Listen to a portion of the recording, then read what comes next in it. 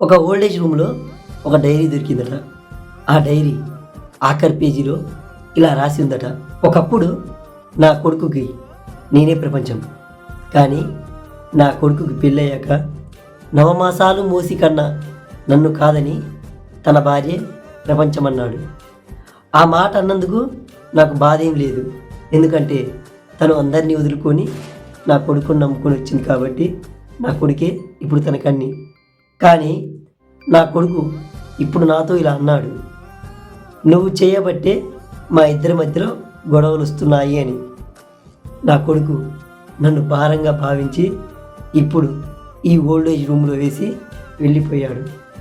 కానీ నాకు ఇప్పుడు అనిపిస్తుంది, ఒకప్పుడు వాడు నన్ను పొత్తి కడుపులో తన్నినప్పుడు నేను కూడా వాడిని భారంగా భావించి ఆ రోజే వాడిని కనకుండా ఉండుంటే